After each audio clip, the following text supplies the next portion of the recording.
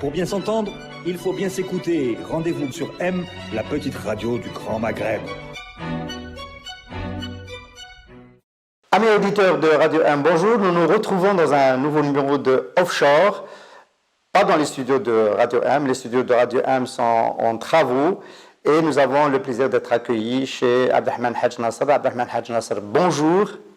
Bonjour, merci de vous être déplacé sur ce chantier que vous connaissez depuis 18 ans. Ouais, le chantier de la maison d'Abdelrahman, qui on fait écho aujourd'hui. Nous avons le chantier au studio. Offshore est une émission surtout politique et nos amis auditeurs vont se poser la question de savoir pourquoi Abdelrahman Hadj Nasser, banquier d'affaires, ancien gouverneur de la Banque d'Algérie, et dans une émission de ce type, c'est parce que vous considérez, Abdelrahman Hadj Nasser, qu'aujourd'hui c'est le politique qui détermine tout et que c'est difficile de parler de politique publique, de politique économique et de solutions économiques. Écoutez, je suis banquier d'affaires, je suis un économètre. J'ai fait pas mal de modèles d'ailleurs en Algérie. Il est clair qu'on ne peut pas faire d'économie sans économie politique. Donc, si on ne comprend pas l'anthropologie, la sociologie, les faits sociaux, etc., il n'y a pas d'économie. Donc, aujourd'hui en Algérie, étant donné l'instant de changement social que nous vivons de façon intense depuis les années 90, il est très difficile de parler d'économie sans parler politique. À partir du moment où l'édification politique du pays, en quelque sorte, a été brutalisée à partir des années 90, on a pu constater sur le terrain qu'il n'était plus possible de construire une économie étant donné que l'institutionnalisation des politiques et l'institutionnalisation des rapports sociaux, des rapports entre le système et la société a été interrompue. On a pu constater que l'édifice économique a été petit à petit détruit. C'est pour ça qu'il est difficile aujourd'hui de parler d'économie, parce que parler d'économie, ça signifie donner du sens à ce qui n'a pas de sens. Oui, l'économie... on va revenir sur cette idée d'économie qui n'a pas de sens en ce moment, mais alors vous avez parlé de brutalisation à partir des années 90, ça nous amène, et moi je souhaite démarrer cet offshore sur cet épisode. Les années 90 ont été façonnées par l'ouverture qui a succédé à octobre 88, on peut parler d'ouverture, système de parti unique, transition vers un système de diversité, de pluralisme politique, avec des libertés, les libertés de la presse, libertés syndicales, de manifester, etc. La question qui se pose pour les Algériens aujourd'hui, c'est de savoir pourquoi, face à des situations qui peuvent être semblables, le 22 février 2019, octobre 88, une expression d'une colère populaire, dans les deux cas, dans des formes forcément différentes, mais dans les deux cas, les réponses ne sont pas les mêmes. Alors, ma question c'est, est-ce qu'en 88, 89, est-ce que le président Chadli, le choix de faire l'ouverture, de faire la constitution de février 89, c'était un choix parmi d'autres? Est-ce qu'il aurait pu faire autre chose? Est-ce qu'il aurait pu, par exemple, réprimer et, comme l'ont fait certains autocrates arabes face au printemps arabe, ou est-ce que c'est quelque chose qui s'imposait compte tenu de la puissance de la colère populaire? En réalité, l'Algérie est issue d'une révolution. Et le rétablissement de certains équilibres en 1965 et en 1976 sont le fait du jeu des équilibres de pouvoir. C'est-à-dire nous avons hérité d'une diversité issue de la Révolution, et cette diversité n'a pas disparu en 62 et encore moins en 65, et elle était très présente.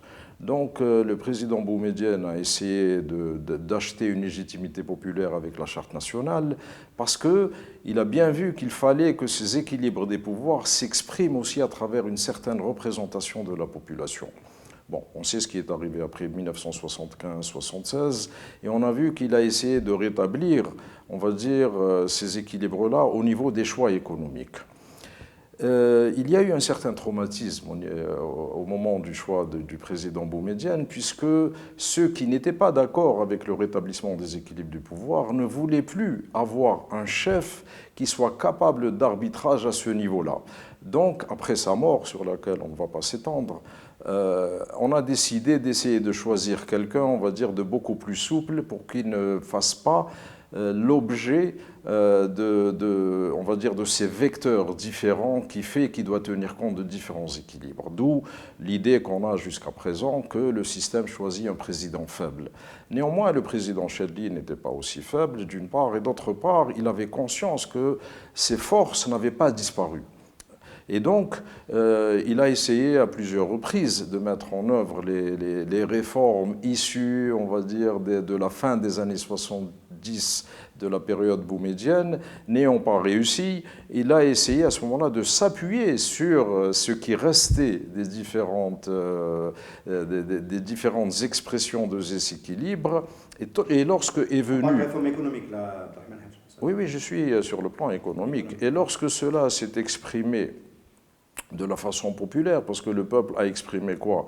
Un certain désarroi face à l'incapacité de répondre sur le plan économique, mais aussi un certain désarroi face à l'incapacité de répondre sur le plan politique. Encore une fois, on parle d'économie politique, on ne va pas dire, on va parler juste d'économie, ça n'existe pas, ça n'existe pas.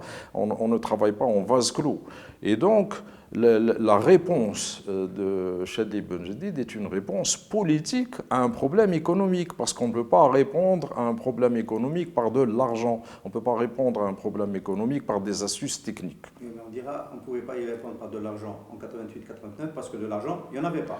Non, c'est pas ça, ça c'est un faux problème. L'argent est un faux problème. L'argent n'est qu'un instrument. L'argent devient un problème lorsqu'on travaille l'argent pour l'argent. C'est-à-dire on n'accumule pas pour accumuler, ça n'a pas de sens. On accumule dans le cadre d'un objectif de construction, de baptisage, dans le cadre d'un objectif politique. On n'accumule pas l'argent pour accumuler. Ça c'est Picsou, ça ne sert à rien. Je veux dire, ce n'est que du papier l'argent. L'argent, qu'est-ce que c'est l'argent? Il y a l'or qui est une thésaurisation qui permet de préserver le futur. Et il y a le papier. Le papier, qu'est-ce que c'est? Le papier, c'est de la confiance. Le papier que vous émettez quand vous êtes un banquier, ce n'est que de la confiance que vous émettez. Sinon, le papier ne vaut rien, il brûle de toute façon. Donc, quand les gens achètent votre papier, lorsque les gens prennent votre papier, c'est qu'ils ont confiance dans la politique que vous menez. Donc, c'est de la politique. Ils ont confiance que cet argent va servir à créer des emplois, à créer de la valeur, à créer de la perspective pour leurs enfants. Alors, le choix de l'ouverture après octobre 88, c'est un choix qui est l'expression d'un arbitrage ou c'est quelque chose qui était dans le pipe, parce qu'il y a quand même la théorie qui dit, moi j'y crois pas, qu'on a poussé à la colère populaire octobre 88 justement pour pouvoir faire passer un calendrier, un agenda de réforme libérale et accessoirement d'ouverture politique. Vous savez, quand on arrive à des moments de rupture, vous avez toujours plusieurs acteurs et chacun joue avec les moyens qu'il a. Ce n'est pas parce que vous avez des gens qui poussent à ce que les gens sortent dans la rue que c'est eux qui font l'histoire. Parce que l'histoire les dépasse. De toute façon, ça veut dire que nous sommes dans un moment historique de rupture. Il faut que les forces s'expriment. Ça, c'est comme ça c'est la cocotte minute qui explose. Donc, effectivement, il y a des tentatives de réponse. La réalité, c'est que il y avait, tout le monde le sait, un prix du pétrole qui était devenu trop bas, et donc il n'y avait plus de solution par la gestion de la rente, la solution rentière habituelle. Donc, il fallait trouver une nouvelle forme d'instrumentation qui mobilise la population, qui permette de créer de la valeur et pour sortir du piège de la rente. Face à ce piège de la rente, et face à la nécessité d'apporter une rupture politique aussi, qui à ce moment-là venait, on va dire, par la tentative de créer des forces basées sur une nouvelle forme de bourgeoisie productrice de valeur. Mais une bourgeoisie productrice de valeur est une bourgeoisie qui nécessite de la transparence et qui nécessite une forme d'expression politique. À l'époque, l'idée n'était pas de créer le multipartisme, pas du tout. C'était d'organiser des étapes où l'expression de la diversité algérienne commence à se faire à travers les assemblées déjà existantes, en organisant les courants, de sorte que ces courants deviennent petit à petit des partis politiques. De la même façon que la réforme économique visait à créer des banques d'affaires à ce moment-là, ce qu'on a appelé les fonds de participation, c'était les prémices de banques d'affaires, pour que l'idée même de la dynamique financière s'introduise dans le pays. Parce qu'à l'époque, on était encore en comptabilité matérielle et non pas en comptabilité financière. L'idée, donc, c'était d'assurer une pédagogie pour que la création de la valeur prenne son sens. Alors, je vais essayer de traduire cela autrement. Il y avait une vision, une feuille de route, il y avait des cahiers de la réforme qui étaient là pour en témoigner.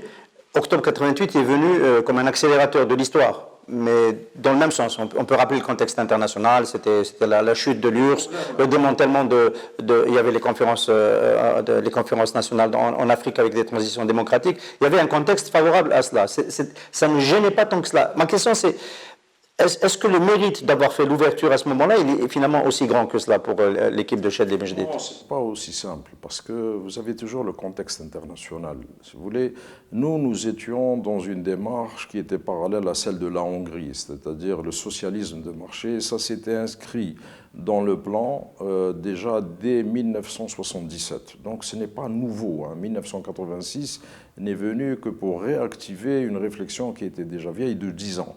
Nous étions très en avance. Comparativement aux pays de l'Est, le seul pays qui avait avancé autant que nous, c'était la Hongrie.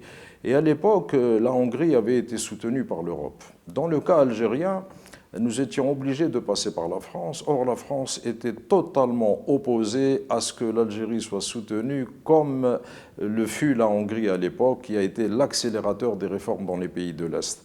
Par contre, la France, d'une certaine façon, a exigé, on a bien vu après la théorie de la Bolle ou le discours de la Bolle, une espèce de multipartisme factice pour donner l'illusion à travers un théâtre d'ombre plutôt que de permettre l'expression de véritables mouvements populaires. Attention, on va finir par comprendre. Une erreur le multipartisme à ce moment-là. Ah, pour moi, c'est une erreur, évidemment. Ah bon? Bien évidemment, parce que... En octobre 88, on aurait pu continuer avec le parti unique après octobre 88? Parce qu'il ne faut pas croire dans la magie, si vous voulez. Nous, Le fils du mouvement islamiste pouvait être une tendance au sein du FLN à ce moment-là? Mais ça a toujours existé dans le FLN, l'islamisme, comme cela a existé, le Pas celui d'Ali communisme Belhadj, dans le FLN. pas celui Ça a d'Ali Belhadj. toujours existé. Les mouvements fondamentaux de l'Algérie ont toujours existé, ils ne changeront pas. De toute façon, il y a des conservateurs, de toute façon, il y a des modernistes, et de toute façon, il y a des gens du milieu. C'est comme ça, ça. Ça existait pendant le... Ça existe. 89. Là, c'est moderne, c'est récent, hein, on ne parle pas du lendemain toujours de l'indépendance. existé, Hein. Ça a toujours existé, ça existera toujours, on ne changera pas. Ça fait partie Donc, de ne pas l'humanité. légaliser le FFS. Et le FFS fait partie du mouvement moderniste, Oui, évidemment. mais comment on fait une ouverture sans multipartisme? Moi, je vous parle de la réalité internationale de l'époque. Le multipartisme n'est pas quelque chose qui est né de l'intérieur du pays. Il existe dans le mouvement national depuis Farhat Abbas et Ibn Salih Hadj, le multipartisme. Il faut quand même faire attention à ce qu'on dit. Encore une fois, les courants politiques ont toujours existé. Toujours. Moi, je suis plutôt un partisan du GPRA qui a toujours privilégié les courants politiques. Je ne parle pas de ça. Je ne parle pas du fait que c'était nécessaire ou pas le multipartisme. Je vous dis que, tout simplement, le multipartisme a été précipité non pas du fait de l'évolution naturelle des choses, comme les réformes économiques ont été l'évolution naturelle de la réflexion interne. Il est venu de façon précipitée pour empêcher l'évolution naturelle de la politique. Je ne dis pas que le multipartisme n'était pas nécessaire. On a bien compris, il y avait une réflexion, il y avait une ingénierie pour la réforme économique. Ça, c'est très bien. On va dire que le régime de Chadli était plus ou moins préparé pour aller vers une économie de marché, diversifiée, etc. L'ingénierie politique, lui, il a dû se faire dans la précipitation, sous la pression d'octobre 88 et de ce que ça a libéré. Et par contre, ça s'est moins bien fait. Ou alors ça s'est fait dans la précipitation. Le multipartisme brutal ne correspondait pas à une ingénierie réfléchie de façon interne à l'Algérie. Ça, je peux vous donner cette garantie. De la même façon que... On sait que le principal conservateur par rapport à ça, c'était Abdelhamid Mahri, qui estimait qu'il fallait prendre le temps de bien réfléchir, de construire des courants au sein du FLN. Tout le monde ne le sait pas. Parce qu'aucune réforme ne doit être imposée par le haut. Vous savez, les réformes qui réussissent, ce sont celles qui rencontrent l'adhésion populaire. Vous ne pouvez pas imposer par le haut une structuration politique. Ça n'existe pas. Ça doit venir du fin fond, du très fond de la société. Les réformes économiques sont venues du fin fond de la société. C'était des besoins exprimés dans la population, mais aussi à travers les entrepreneurs privés comme les entrepreneurs publics. C'est pour ça que ça allait dans le sens de l'histoire. La réforme politique, tout d'un coup, du jour au lendemain, on a dit multipartisme. Mais personne n'avait demandé ça. Ça ne veut pas dire qu'il n'y avait pas cette culture du multipartisme en Algérie. Ne confondons pas les choses. Vous savez, les réformes doivent toujours venir. Ça ne sert à rien d'avoir une raison ou d'avoir raison dans l'histoire seule. Ça signifie rien du tout. Alors, pour faire le parallèle... Avec février 2019, est-ce que vous diriez que février 2019 a surpris le pouvoir politique de ce moment-là, Bouteflika, pour faire vite, Bouteflika, Ahmed Ben Saleh, alors qu'il n'avait ni ingénierie économique, ni ingénierie politique face aux évolutions attendues de la situation? Je dirais pas ça de la même façon. Je voudrais juste vous rappeler une anecdote, qui n'est pas une anecdote pour entre 89 et les années 90. Face à l'Algérie, le chancelier allemand, Helmut Kohl, qui se réunissait évidemment régulièrement, c'était le fameux Conseil européen, avait dit au président Mitterrand, il faut que nous allions ensemble en Algérie, comme vous êtes venus avec moi à Berlin et en Allemagne de l'Est, 3 fois.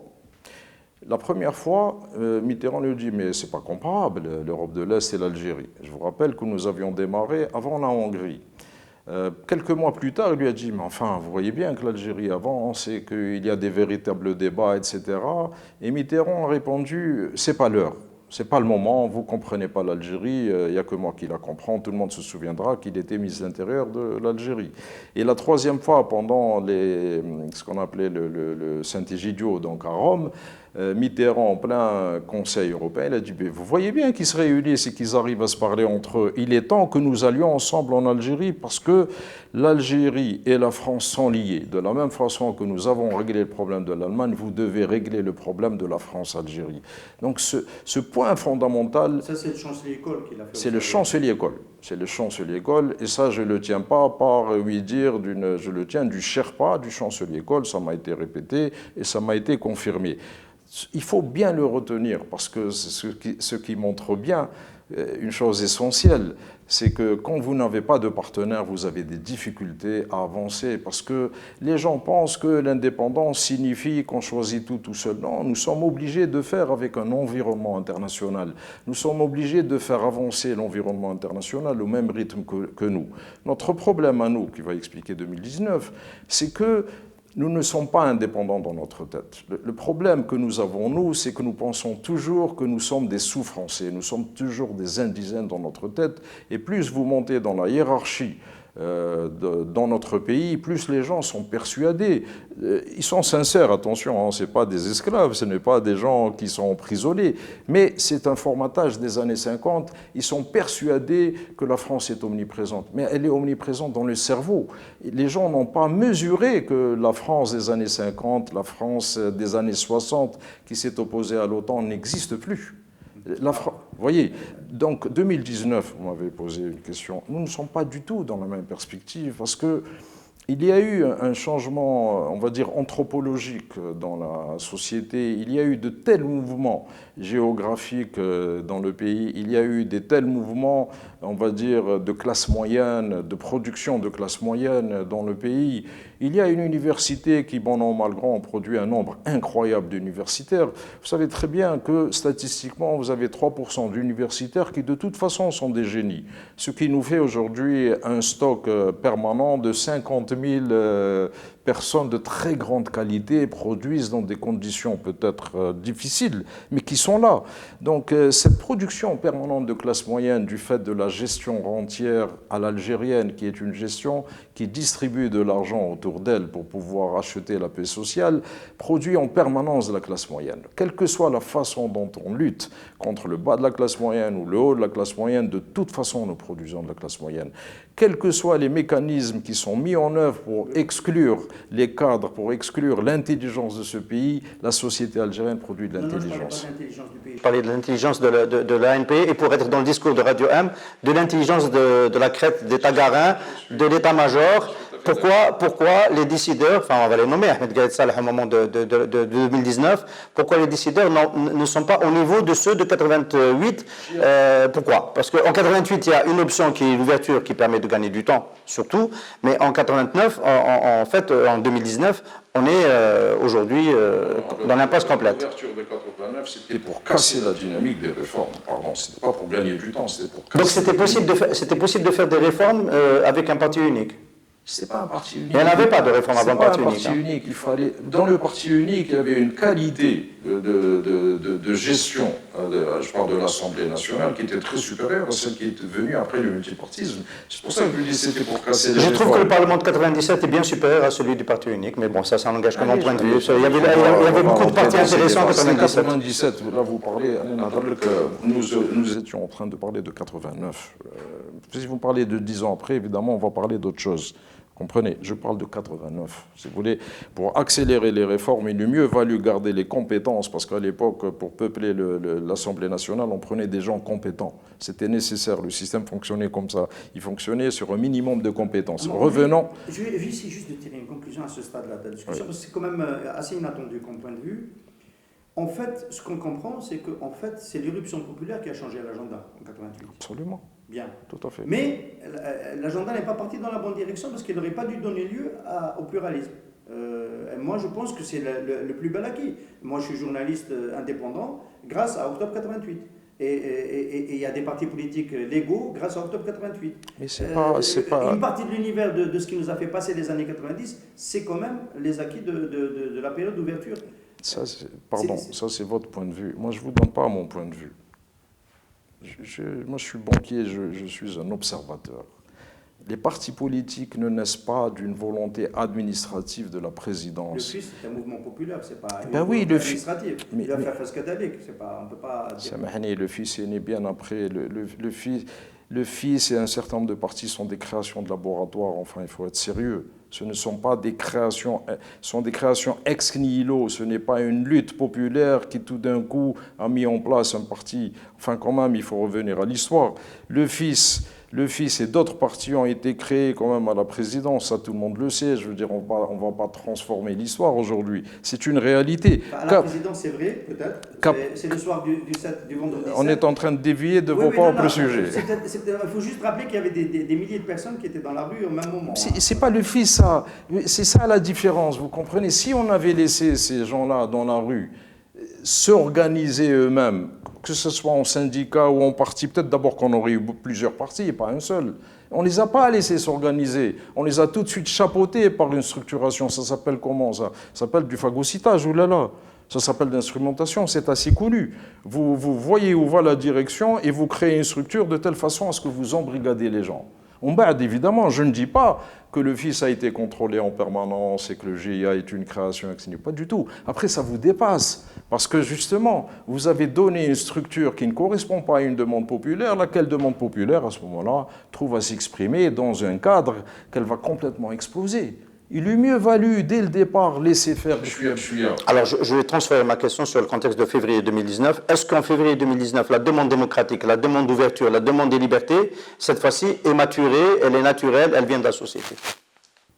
Si j'avais pu terminer tout à l'heure sur le fait que, justement, toute cette énergie créatrice dont on parlait, toute cette intelligentsia qui est produite aujourd'hui par l'Algérie, si elle avait pu continuer à s'exprimer à l'intérieur des structures, on aurait eu le même phénomène qu'en 86, c'est-à-dire on aurait eu une espèce d'intelligentsia ad hoc à l'intérieur de toutes les institutions du pays qui aurait permis aux structures de l'État de disposer de structures d'ingénierie. Le problème qui a été le plus difficile, et la plus mauvaise décision qui a été prise après les années 90, ça a été de détruire toutes les structures d'ingénierie et toutes les structures d'accumulation de l'Algérie. L'INESG a disparu. Tout le monde sait dans quelles circonstances a disparu l'INESC. Le plan a disparu. Le SGG a été vidé de sa substance. Les think tanks sont interdits en Algérie. Résultat, les ministères ont perdu toute la haute fonction publique qui faisait la richesse de ce pays, parce qu'il y avait quand même une haute fonction publique. Résultat, vous avez une administration qui, dans la fin des années 2010, particulièrement pendant la période de Bouteflika, vidée de toute substance, incapable de produire un plan, y compris d'industrialisation, incapable de produire un plan d'occupation du territoire. On voit bien comment les logements, je veux dire, on achète des logements comme on achète des pommes de terre et on les distribue en les jetant comme ça, à tire-larigot n'importe où. Il n'y a aucune réflexion sur le lien entre un plan, entre un logement, une école, une place publique, le besoin de la poste, etc., etc. Toute cette disparition de cette intelligentsia a fait que tout d'un coup, évidemment, le système était dans une situation où il ne pouvait même pas comprendre que la population puisse avoir même besoin de s'exprimer, vu qu'elle recevait sa part de la corruption. On a construit un système sur la corruption. Je prends beaucoup, mais je te donne un peu.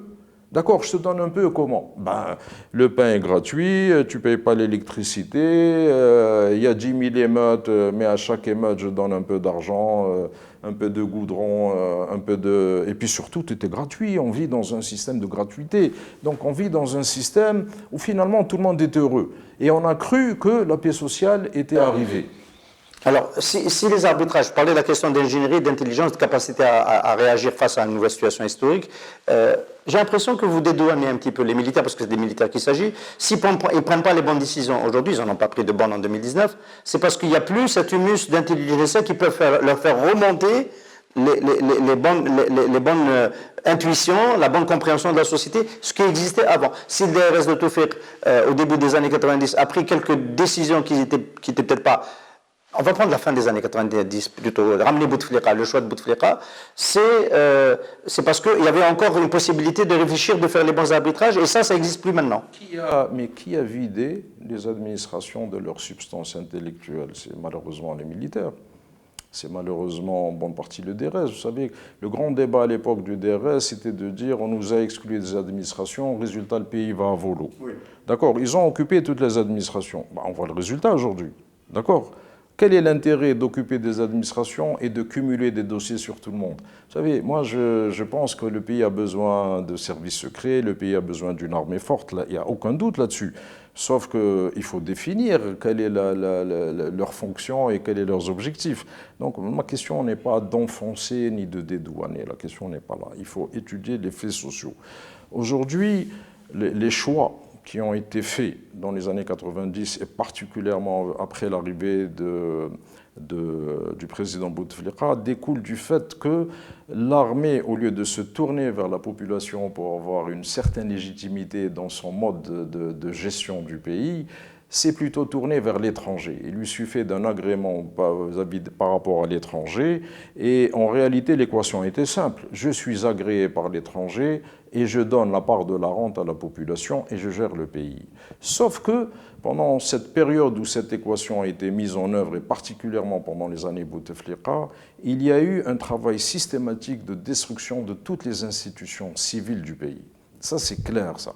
Ça, c'est clair. Les institutions économiques ont été toutes détruites. La dernière d'entre elles, ça a été la Banque centrale, qui aujourd'hui est vidée de toute substance, incapable de produire une note de conjoncture. Le ministère des Finances n'existe pas. Les impôts sont devenus des impôts privés, tout le monde le sait, parce que les impôts, c'est à peu près 21 à 23% du PIB. Or, on affiche toujours 21 à 23% du PIB, sachant que l'économie informelle, c'est à peu près 60% de l'économie du pays, ce qui signifie que ceux qui payent l'impôt payent 2 fois ou même 2 fois et demi plus que ce qu'ils devraient payer. C'est-à-dire que c'est un système qui favorise la fuite du système, c'est-à-dire qu'on paye un impôt privé, on le paye à qui? À des gens puissants. C'est évident, pour pouvoir ne pas le payer à l'administration. Et ceux qui doivent le payer sont ponctionnés de façon extraordinaire, c'est-à-dire qu'on les empêche de travailler. Donc on a mis en place un système de destruction de valeurs. Donc attention, les militaires ont une responsabilité. Néanmoins, il faut bien comprendre que l'armée aujourd'hui est la colonne vertébrale du pays. Et c'est la seule qui est debout encore dans le pays. Elle n'a pas conscience de ce phénomène. Est-ce que c'est si vrai que ça? Je prends la responsabilité de le dire, je suis un peu gonflé par le discours sur la seule institution, l'armée, etc. Moi, j'ai du mal à la considérer de la même manière qu'avant. Il y a quand même une génération de généraux qui sont en prison pour des affaires de corruption. Il y a des règlements de compte dedans. C'est clair qu'Ahmed Gaïa Salah a dû en bastiller quelques-uns qui lui résistaient. Bon, mais il y a quand même de grands généraux qui ont... J'en veux pour preuve Saïd Bey qui aurait dû partir à la retraite. Il a raté l'occasion de le faire avant, qui a incarné une partie de l'AMP pendant longtemps, qui est en prison, avec plein d'autres. Trois patrons de la gendarmerie nationale, dont un qui est en fuite, deux qui sont en prison. Ahmed Gaïa Salah, aujourd'hui, les affaires remontent sur l'affairisme de sa famille, etc. Est-ce qu'on peut considérer toujours l'armée de la même manière une institution forte qui peut aider l'Algérie à se redresser quand on a ce dégât, avec les arbitrages de 2019 dont on n'a pas fini de parler? Je ne suis pas dans le wishful thinking. Je suis dans l'observation des faits. Je suis un banquier. Je fais avec ce qu'il y a. Aujourd'hui, toutes les administrations civiles, y compris le ministère des Affaires étrangères, qui était quand même un de nos fleurons, ont été détruits. Ça fonctionne en roue libre. Donc, on ne va pas s'apesantir là-dessus. On sait très bien qu'il n'y a plus d'éducation nationale au sens où on l'entendait, c'est-à-dire avec un objectif, etc. Aujourd'hui, comment dire, les gens croient que parce que quand ils passent à côté de l'administration des finances, il y a un ministère des Finances. Ils confondent l'immeuble avec le contenu. Les gens ne font plus la différence entre la forme et le fond. Ils ne font plus la différence avec l'apparence et la réalité. La réalité fait que nous avons des écoles partout, des immeubles partout, etc. Tout ça donne l'impression de structuration du pays, tout ça est faux. Ce n'est pas le cas de l'armée. L'armée existe. Il ne faut pas non plus confondre une partie de la hiérarchie qui peut être corrompue avec l'idée que nous avons une structure qui est disciplinée. Ce qui est très important dans toute administration, dans toute fonction, etc., c'est la capacité de discipline et la capacité de mobilisation pour faire face à un ennemi. Quand j'entends l'ennemi, je ne suis pas en train de parler du Maroc, de la France ou de l'Africom. L'ennemi, ça peut être l'ennemi intérieur, c'est l'ennemi économique. C'est l'ennemi intérieur du point de vue de l'armée. Non, ça je ne veux pas rentrer dans ce débat qui est un faux débat. C'est un faux débat parce que même Gaïa Salah, qui avait la réputation d'être brutal, etc., il n'a pas orienté l'armée contre l'ennemi intérieur parce que l'armée n'est pas outillée pour faire face à l'ennemi intérieur. Elle a été traumatisée en 88. Je ne pense pas qu'elle ait envie de retomber dans ce piège-là. C'est pour ça que les civils ont été beaucoup armés. Quand je dis civils, je parle de la police nationale, bien évidemment, et des structures qui lui sont, on va dire, plus ou moins assimilées. Non, l'armée est une structure qui est debout. Il ne faut surtout pas s'attaquer à l'armée. Vous vous rendez compte que la dernière structure qui, normalement, n'aurait jamais dû être touchée, qui est Sonatrach, a été massacrée. C'est la dernière. Franchement, on y va à coups de bulldozer, sous prétexte de règlement de compte, de dérégionalisation, etc. Mais il faut bien se rendre compte que, évidemment, on peut dire que c'est juste les mauvais choix qui ont été faits chez nous, comme on peut dire que tout ça, c'est le fait de l'impérialisme, même si j'utilise des termes un peu surannés. Mais c'est vrai que c'est l'ordre néocolonial est ainsi fait qu'il y a des pays qui ne doivent pas être puissants. Ce qui a fait peur à l'ordre néocolonial depuis la guerre de la Révolution, c'est cette capacité de produire des élites et d'avoir un peuple qui suit ces élites dans justement une nouvelle forme d'insertion dans le monde en devenir. Et cette lutte, elle ne s'est jamais arrêtée. D'ailleurs, on a eu l'occasion d'en parler. Je vous ai demandé un jour de parler du système néocolonial. Bon, ce n'est pas le cas aujourd'hui. Mais on a bien vu comment tous ces instruments qui nous ont permis d'exister et d'avoir des politiques autonomes, au moment de la nationalisation des hydrocarbures, ça ne s'est pas passé en Algérie comme ailleurs. Rappelons-nous que la puissance des Émirats arabes unis, elle le doit en grande partie au fait que l'Algérie a créé là-bas l'ADNOC, au fait que l'Algérie a permis, dans le cadre de la lutte contre l'OTAN, aux Français de s'installer aux Émirats. C'est la seule base étrangère qu'ils ont quand même. Comment expliquer qu'ils aient une base étrangère aujourd'hui aux Émirats, si ce n'est justement le fait que les Algériens les ont aidés à l'époque, à toute cette présence. Et pourtant, du fait de la destruction de toutes ces institutions qui nous ont permis, y compris dans le cadre, on va dire, de rapports internationaux, peut-être étroits à un certain moment avec la France, qui nous ont permis d'avoir une politique, mais aussi d'avoir une compréhension autonome de comment s'insérer dans la division internationale du travail, tout ça a été détruit intentionnellement. Ce n'est pas juste accidentel du fait de mouvements internes. On peut dire, donc l'armée aujourd'hui, qui est la seule force qui est encore debout, qui n'a pas été détruite, l'enjeu qui a été introduit à travers l'article 30, qui la rend responsable du devenir politique du pays, et des articles qui suivent, 34, qui lui permettent de sortir de l'étranger. Moi, je suis ni pour ni contre, hein. Je ne suis pas un militaire. Encore debout en Algérie qui ne peut pas être détruit, ce n'est pas l'armée, c'est le Hirak. Non, attendez.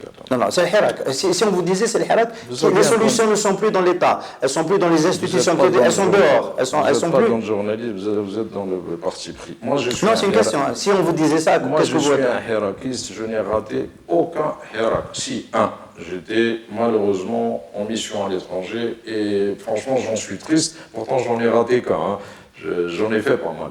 Non, attendez. Nous étions en train de parler d'administration. On va pas. Non, je suis exprès. Parce que. Non, je suis exprès de faire la provoque. Attendez, pardon. Si l'intelligence n'est nulle part, le sens de la décision n'est nulle part, la projection dans l'avenir n'est nulle part. Je veux continuer à dire qu'il faut que nous défendions cette armée malgré elle.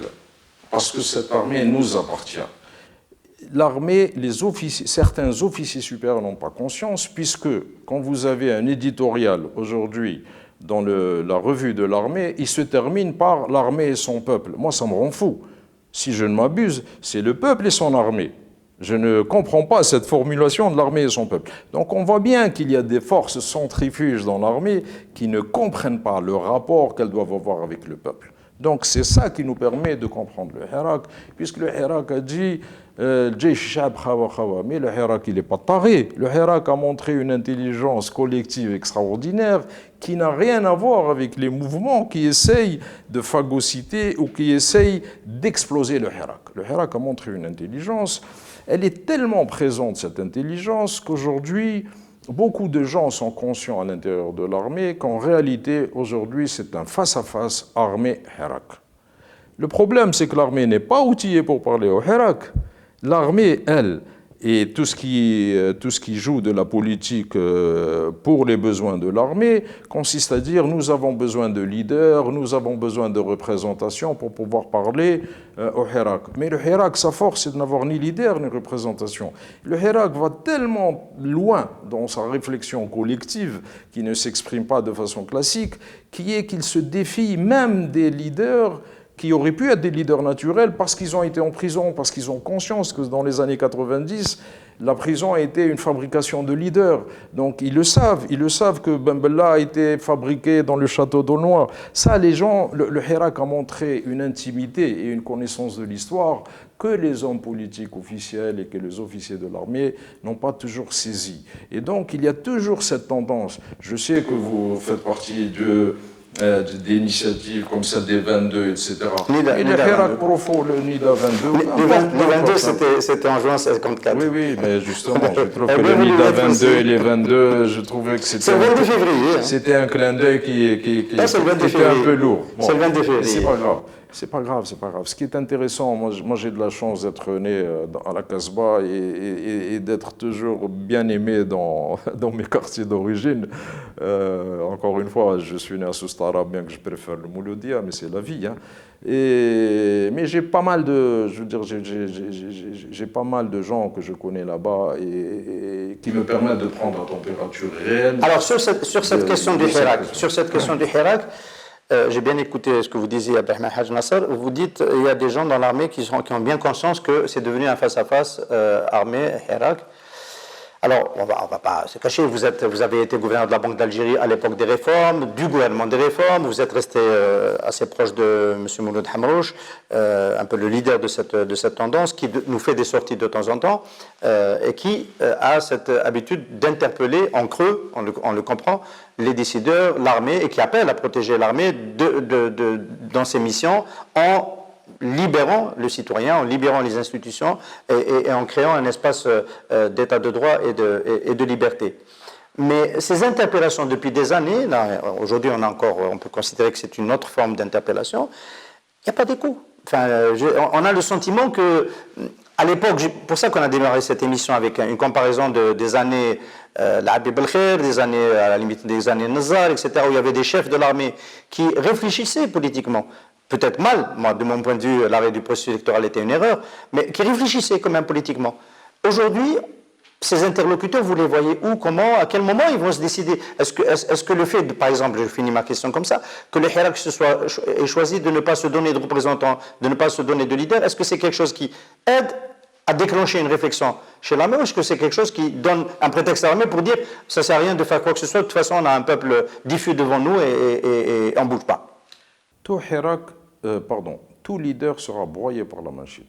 Donc ça c'est un danger absolu, pas relatif, absolu. Personne ne peut résister à une machine, y compris à l'intérieur du système. Aucun général seul ne peut résister à la machine. Aucun leader, fût-il ne pas être seul, mais avec lui 10 personnes, ne peut résister à une machine. Ça, c'est une machine qui est bien huilée, qui sait très très bien intégrer ou détruire. Donc, il ne faut pas se faire d'illusions là-dessus. La force du Hirak, c'est la masse. La force du Hirak, c'est sa capacité à dépasser toutes les manipulations. Quand il y a eu la manipulation de la rue d'Idouche Mourad, en faisant tout d'un coup de Amiroche un RC10 laïcar, et en faisant tout d'un coup des gens de l'Harrach, les porteurs du fils, même pas du fils, du GIA le plus abject, la réponse du Hirak a été géniale, puisque c'est Qasba Bablouad qui a pris tout d'un coup la relève et qui a totalement renouvelé le Hirak. Est-ce que quelqu'un a prévu, est-ce qu'un manipulateur quelconque de l'extérieur du pays ou de l'intérieur du prévu a prévu ces dépassements et le fait de casser les manipulations du système algérien, mais aussi des étrangers, parce que le Hirak algérien intéresse le monde entier. Personne n'est pour ce Hirak. Il faut bien se rendre compte que la population algérienne est seule. Aucun système dans le monde n'accepte l'idée qu'une population devienne autonome et n'invente une forme de démocratie qui n'a pas été étudiée préalablement, qui n'a pas été encadrée préalablement. Cela étant, le Hirak a eu beaucoup de succès, il aura du succès, parce que le Hirak, ce n'est pas des manifestations de rue. Le Hirak, c'est un changement de posture, c'est un changement d'attente, c'est un changement de la façon d'affronter la vie. Alors ça, c'est la réponse partie Hirak. La réponse partie interpellation, qui de l'autre côté? Alors, il faut bien comprendre que le système, quel que soit son degré d'autisme, le système, comme on l'a bien dit tout à l'heure, est toujours divisé. Il est toujours divisé. J'ai eu à dire, il faut que l'armée, aujourd'hui, s'uniformise un peu dans ses prises de position et dans son mode de gestion. Parce que le problème de l'Algérie, c'est la gouvernance.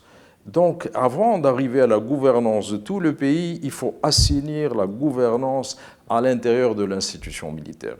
Ce qu'a fait le Hirak et, on va dire, l'expérience de Gaïd Salah et puis post-Gaïd Salah avec Tebboune a montré qu'il n'arrivait pas à régler le problème de gouvernance intérieure dans ce qu'on appelle l'institution militaire. Vous savez très bien que l'institution militaire, c'est la présidence, le DRS et l'état-major. C'est ça, la présidence est une institution militaire, il ne faut jamais l'oublier. Donc, cette institution militaire n'a pas trouvé. Ce qui la pousse aujourd'hui à essayer de se moderniser, étant donné l'échec patent qui est le leur, c'est justement ce Hirak. S'ils avaient pu régler le problème du Hirak, on en serait à la gestion un peu comme on l'a fait pendant les années Bouteflika. Parce que il faut bien se rendre compte qu'aujourd'hui nous avons de l'argent, c'est-à-dire qu'on n'est même pas dans la situation de 86 de manque d'argent, c'est-à-dire avec le mauvais argent que nous avons, le système peut encore tenir 5 ans minimum sans recours excessif à l'endettement extérieur. Donc ce n'est plus un problème d'argent, c'est-à-dire que l'illusion qu'il avait avant que tout se réglait par l'argent n'existe plus. Donc il a très bien compris que c'est un problème politique. Comment y arriver? Évidemment, vous avez cité M. Mouled Hamrouch. M. Hamrouch, il fait de la pédagogie, il essaye de leur expliquer qu'il faut reconstruire les institutions de l'État, qu'il faut ne pas avoir peur, qu'il faut réinstitutionnaliser, qu'il ne faut plus fonctionner en clan, mais fonctionner en institution, etc. Chacun fait son boulot. M. Hamrouche n'est pas dans le Hirak, dans la rue, mais c'est ça le Hirak. C'est-à-dire que même lui a tenu compte tout d'un coup que la population était arrivée à un niveau de degré politique qui était inattendu. Donc moi je suis optimiste, c'est-à-dire qu'on voit très très bien que les débats actuels ne sont plus des débats du genre peut-être que M. Tebboune n'est plus apte à la fonction présidentielle, il faut le remplacer par quelqu'un d'autre. Aujourd'hui on voit bien que le débat est d'une autre nature. Donc nous sommes dans le temps de l'histoire, nous ne sommes pas dans le temps des individus. Le temps de l'histoire, vous savez très bien qu'il ne nous obéit pas à nous. L'intérêt de l'Algérie, c'est qu'elle a toujours été dans l'histoire, un peu dans les prémices de l'histoire. On nous a appelé le laboratoire. Notre évolution a été d'une originalité absolue. Ce n'est pas la révolution vietnamienne qui était juste une révolution militaire. Nous, ça a été la révolution de l'intelligence, parce que c'était une révolution de l'intérieur de la France. C'est-à-dire qu'on a porté la guerre là où il fallait la porter, avec de l'ingénierie. Le secret de l'Algérie, c'est plutôt de développer de l'ingénierie. Le Hirak pousse le système qui est encore debout, c'est-à-dire la part du système qui est encore debout, c'est-à-dire l'armée, à réfléchir à un moment où elle n'est pas dotée, justement. Donc la façon qu'elle a de pouvoir réfléchir, et alors qu'elle n'est plus dotée en personnel politique, alors qu'elle est perdue face à la demande politique de la population à travers le Hirak, c'est d'essayer non pas de trouver des interlocuteurs à broyer, mais à faire des offres de services de plus en plus, à des offres de solutions de plus en plus à la population, jusqu'à ce que ça matche. Vous savez très bien, ça doit matcher comme dans la mécanique des fluides et comme dans la mécanique quantique. L'armée qui fait des offres de solutions à la population? C'est toujours elle qui gère, on va se raconter des salons. Oui, j'essaie de comprendre. Aujourd'hui, ce serait, on suppose que El-Medjid Tebboune, on lui souhaite revenir sain et sauf dans sa famille, mais qu'il ne puisse pas reprendre sa fonction. L'armée va proposer de changer de président, tranquillement. Et on n'est pas dans le temps de l'histoire, comme vous le décrivez. L'affaire du Sahara, l'affaire du Parlement européen et beaucoup d'affaires, tout d'un coup, viennent à un moment déterminé. D'accord ? Ceci est un piège. Moi, je ne suis pas en train de porter un jugement sur ce qu'a fait le Parlement, bien que personnellement, je considère que le Parlement européen n'a pas à s'occuper de l'Algérie, il a à s'occuper du rôle de la France éventuellement en Algérie. S'il doit attaquer, pourquoi il m'attaque moi ? Il attaque la France qui a refusé. Je vais le dire, l'accord d'association prévoit, il y a l'article 2, il y a la gouvernance. Mais l'article 2 d'un accord qui est un accord d'échange inégal, cet accord n'aurait jamais dû signer. Même les Français étaient étonnés qu'on le signe. Moi, je suis européen, j'attaque l'Europe sur le fait qu'on propose ce type d'accord à des pays comme les nôtres. C'est pas comme ça qu'on construit le bon voisinage. Subhanallah. Je reviens à Kohl Mitterrand. Pourquoi attaquer l'Algérie ? De toute façon, on est dans la soumission. Il faut attaquer l'Europe dans l'Europe. C'est trop facile d'attaquer le bougnoul. Bon, bref. On a construit autour de l'Algérie une situation qui consiste à dire si jamais vous n'êtes pas dans la soumission, ben on va vous déclarer comme étant un pays, justement, exactement comme on a fait pour la Libye ou pour d'autres pays. À chaque fois qu'on veut faire pression sur un pays, on dit tout d'un coup, tiens, c'est pas les droits de l'homme, etc., la population, etc., etc. Donc on voit très bien qu'Israël, aujourd'hui, est devenu un pays frontalier avec les Émirats qui s'impliquent à ce point dans l'affaire du Sahara occidental. Enfin, quand même, les Émirats, ce n'est qu'un porte-avions, ce n'est pas un pays qui existe. C'est un porte-avions que nous avons ouvert, que nous avons contribué à l'ouvrir à l'international en y amenant les Français, et ce porte-avions est devenu un porte-avions contre l'Algérie. Donc, face à cette situation d'environnement international qui est totalement négatif, pourquoi il est négatif ? Parce que pour influer sur l'Algérie, on ne peut quand même pas l'attaquer frontalement. Parce que c'est vrai que l'armée algérienne n'est pas une armée facile. Influer sur l'Algérie vous dites l'Algérie, elle est dans la soumission, c'est ce que vous venez de dire à l'instant. Mais influer pour obtenir quoi si elle est déjà dans la soumission ? On parle de ses dirigeants, on ne parle pas du peuple. Par exemple, si on veut utiliser l'armée dans pour faire de la sous-traitance, et non pas parce que l'armée a décidé de défendre l'Algérie, la soumission ne suffit pas. Comprenez ? Ça devient de la sous-traitance. On n'est pas juste dans la soumission, laissez-nous faire. On est dans obéissez aux ordres. C'est pour ça que je dis, moi, l'armée n'est pas dans ce cas de figure, parce que vous ne pouvez être dans la sous-traitance que si le peuple vous suit dans la sous-traitance. Parce que le peuple algérien n'est pas un peuple facile. Nous fêtons décembre 1960. Quelqu'un a-t-il programmé la sortie du peuple algérien en décembre 1960, qui a bouleversé les équilibres à ce moment-là sur le désir ou la volonté de permettre à l'Algérie d'avoir telle ou telle indépendance? Non. Le peuple algérien a cette capacité de s'exprimer régulièrement à travers l'histoire. Bon. Donc aujourd'hui, l'armée, pour pouvoir remettre de l'ordre à l'intérieur, mais surtout à l'extérieur de l'Algérie, elle ne peut pas non plus... de mettre de l'ordre à l'extérieur de l'Algérie. On ne lui demande même pas de mettre de l'ordre en Algérie, on lui demande de laisser le peuple algérien... Vous m'avez posé une question. Accéder à sa liberté, c'est tout. Laissez-moi répondre. Pour qu'elle puisse remettre de l'ordre, pour qu'elle puisse assurer la sécurité, il faut qu'elle ait l'adhésion de la population. Pour avoir l'adhésion de la population... Est-ce que ce n'est pas un faux problème? Est-ce qu'on n'est pas... Dans le problème, l'armée et son peuple. On n'a pas à avoir l'adhésion de la population de l'armée. L'armée, c'est pas le Parlement, c'est pas le président de la République, c'est pas le gouvernement, La prochaine fois, je vous interviewerai. Non, je pose la question. Moi, je vous réponds à ma question.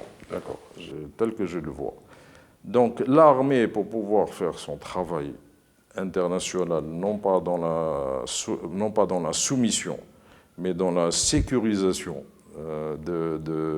du territoire national, elle ne peut le faire qu'avec l'adhésion du peuple. Donc ce n'est pas l'armée et son peuple, mais c'est le peuple et son armée.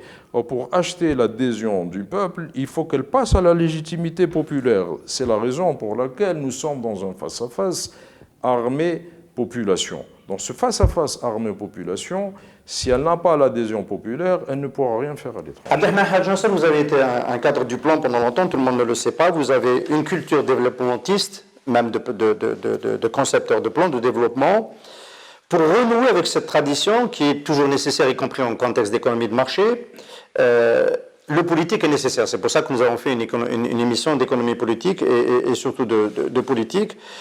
Aujourd'hui, le gouvernement, lui, a besoin de légitimité pour engager le pays dans des plans de croissance, pour réengager, parce qu'on est quand même dans un contexte de crise. Ma question, c'est est-ce que c'est encore possible et comment ça peut être possible après ce qui est arrivé en 2019-2020, encore une fois l'armée, le fait d'avoir choisi de répondre au Hirak en quasiment suicidant le capitalisme algérien.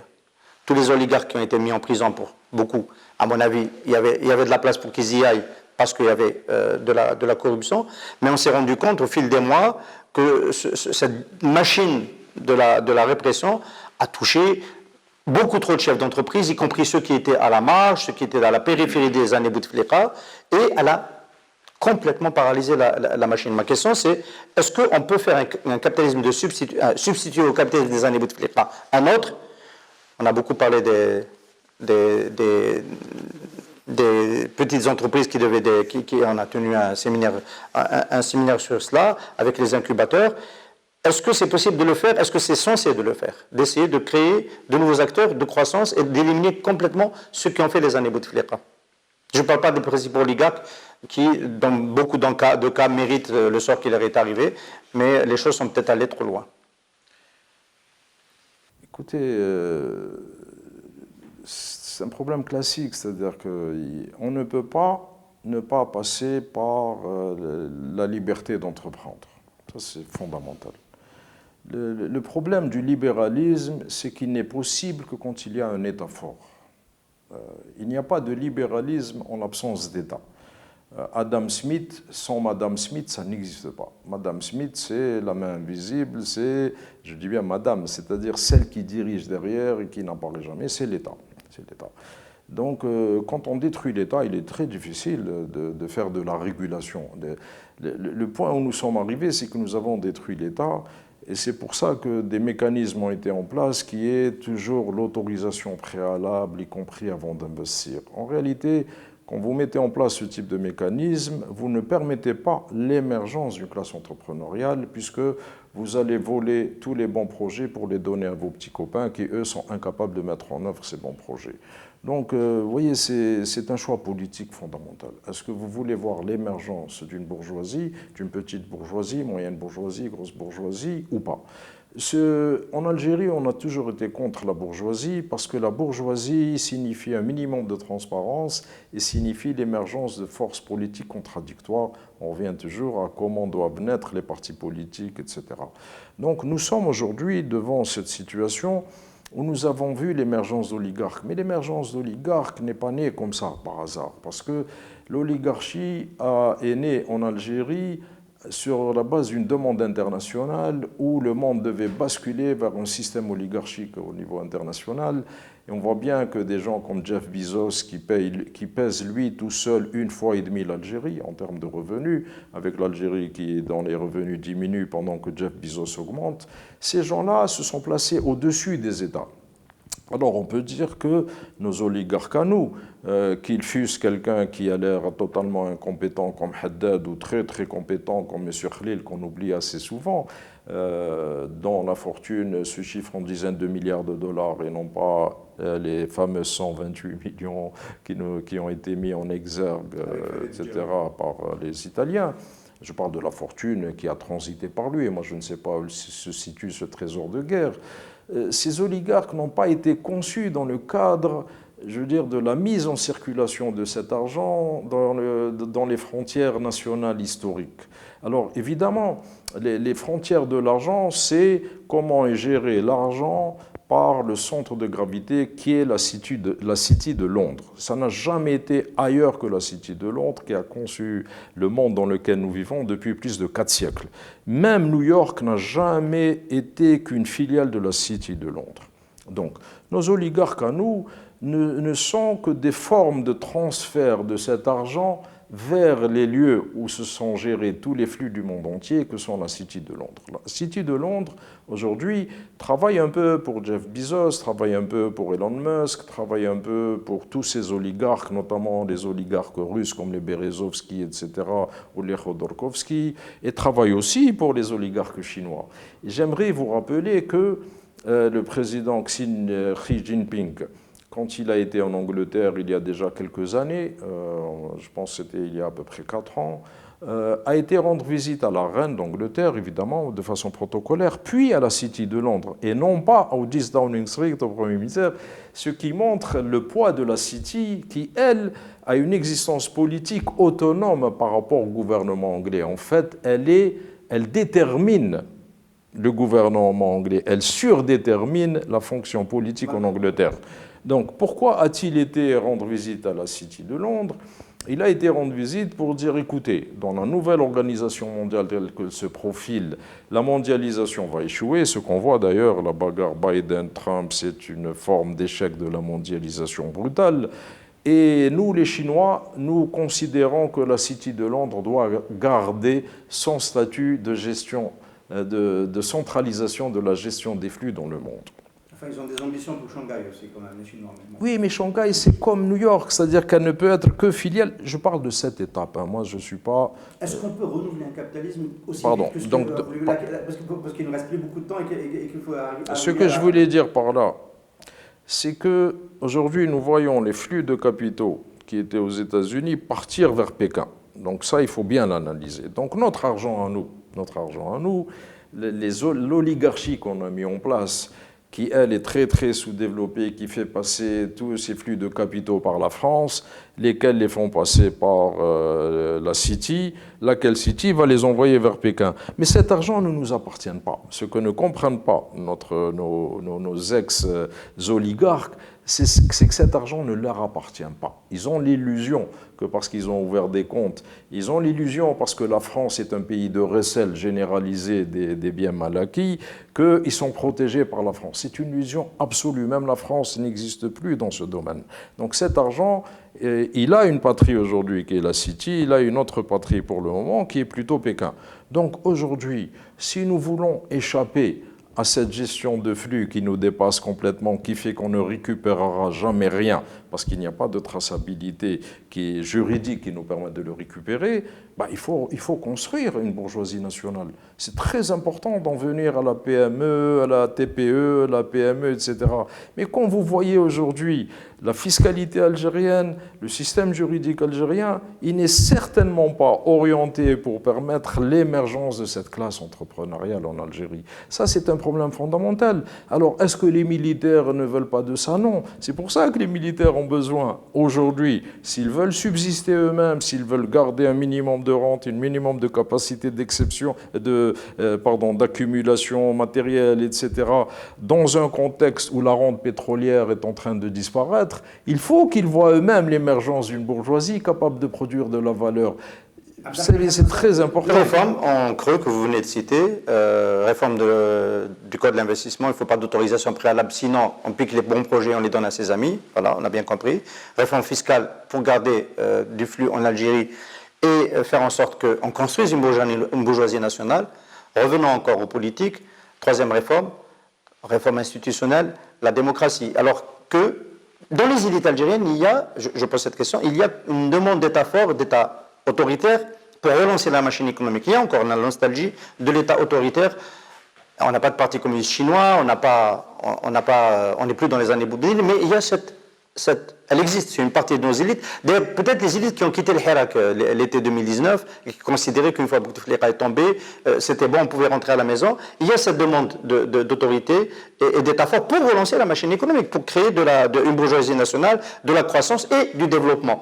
Donc ma question, après votre sortie de 88-89, peut-être que la réforme politique est partie trop loin, s'est faite un peu dans la précipitation. Est-ce qu'aujourd'hui, c'est nécessaire ou est-ce qu'on peut faire de développement sans réforme politique, sans ouverture, sans état de droit? Écoutez, l'école maraboutique algérienne, quand même, qui a quelques milliers d'années maintenant, enfin on va dire près de 15 siècles, hein, a fait que beaucoup de gens chez nous pensent de façon magique. Hein. Ils disent si on a un État fort, si on a un Poutine, on a réglé le problème. Non, chacun a ses traditions. Notre tradition, c'est Tajmat, c'est-à-dire le collectif qui désigne le chef, auquel on obéit les yeux fermés.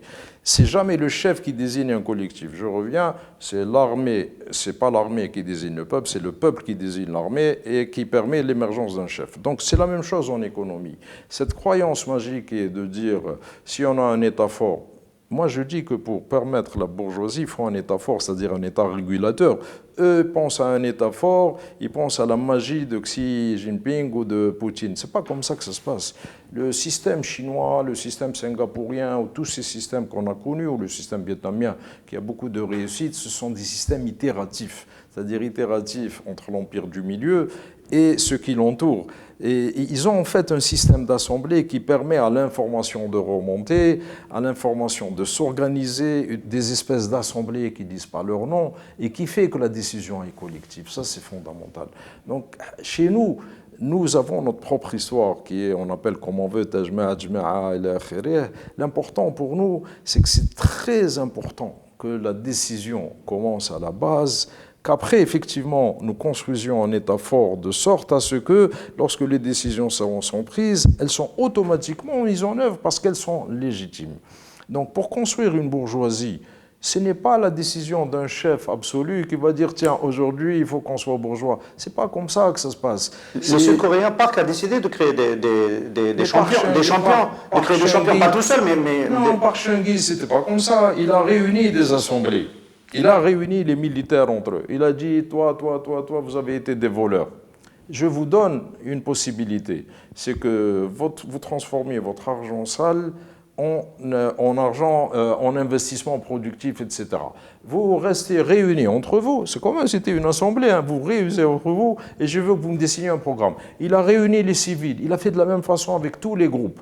Park Chung-hee était un communiste qui est passé par l'école de guerre japonaise, qui avait appris évidemment la structuration hiérarchique à la japonaise, mais qui avait appris aussi la dialectique marxiste. Donc il a utilisé la hiérarchie, il a utilisé la dialectique marxiste, de sorte à créer des initiatives d'abord au sein de ces oligarchies qui se mettaient en place, et il les a menacées. De toute façon, il leur a dit, vous n'avez pas le choix, ou vous vous transformez en producteur de valeur, ou je vous flingue.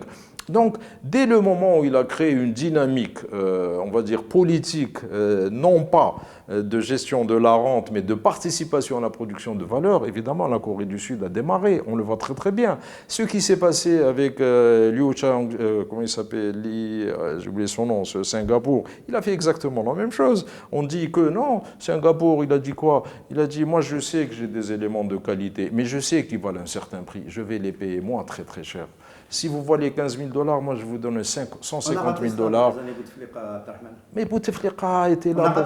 C'était une possibilité. Mais on ne pouvait pas... Est-ce que Bouteflika aurait pu faire de ceux qui ont émergé sous sa Bouteflika des champions qui nous emmènent à l'international? Ne comparons pas l'incomparable. Bouteflika n'avait ni la culture ni la volonté. Bouteflika, il pensait que le fait de rendre service à la France et d'obéir à des ordres qui ne lui étaient pas donnés, parce que c'est dans sa tête, que cela lui suffisait à gérer le pays et qu'il pouvait se venger des militaires qui ne l'ont pas choisi en 1979 et de ce peuple qu'il a traité d'ignare. Il a dit s'ils ne choisissent pas, eh ben, ils méritent leur médiocrité. Enfin, Bouteflika était clair.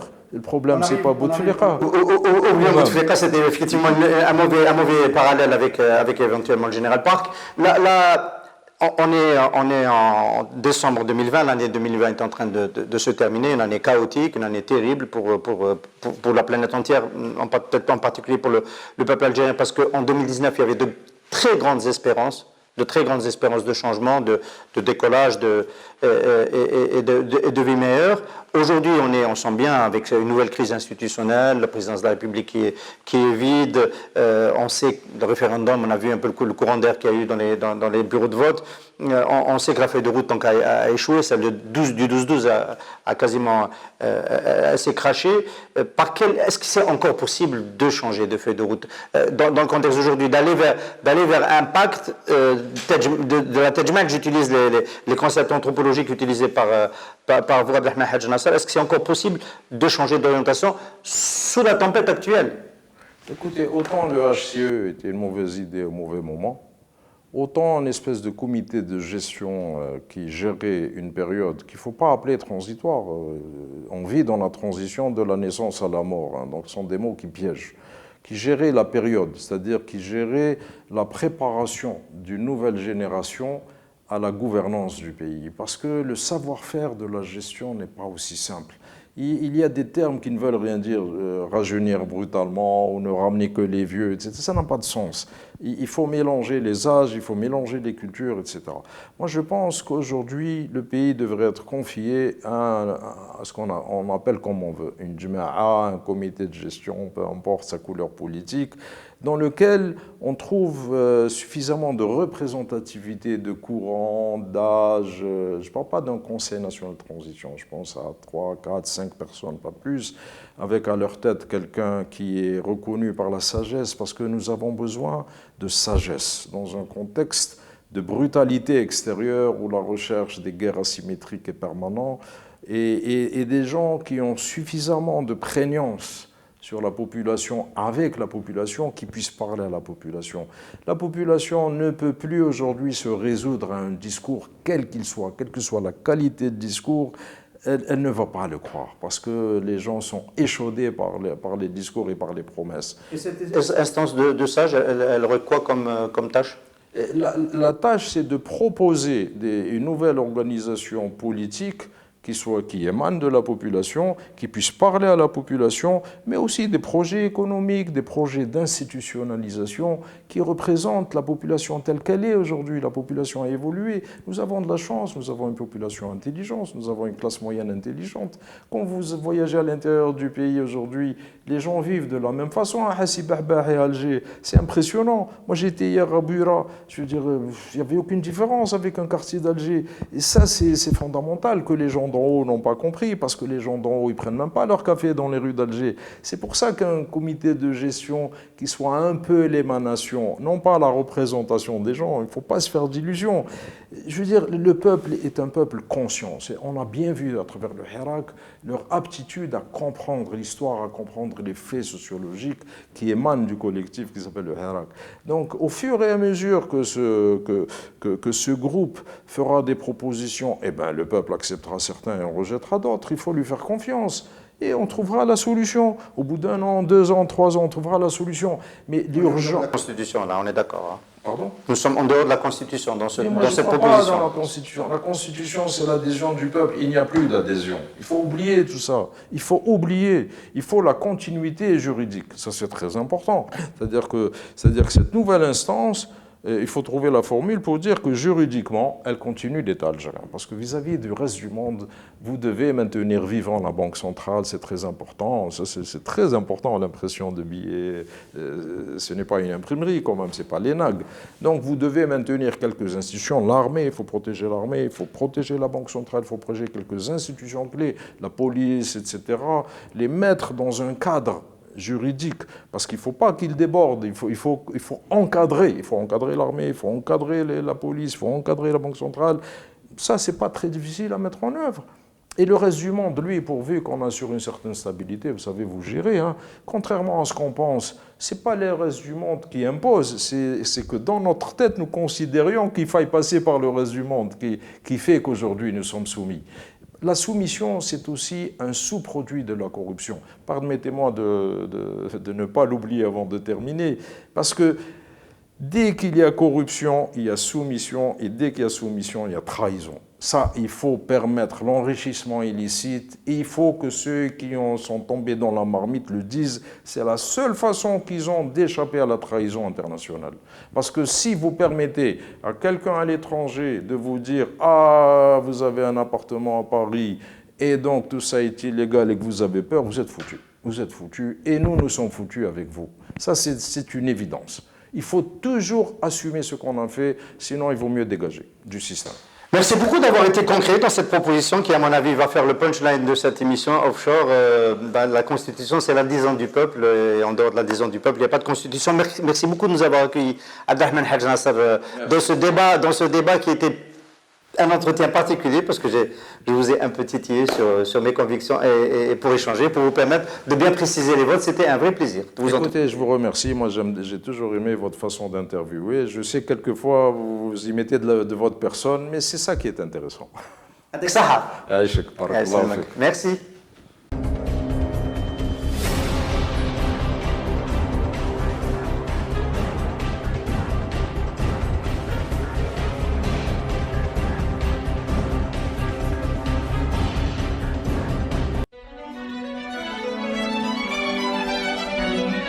Pour bien s'entendre, il faut bien s'écouter. Rendez-vous sur M, la petite radio du Grand Maghreb.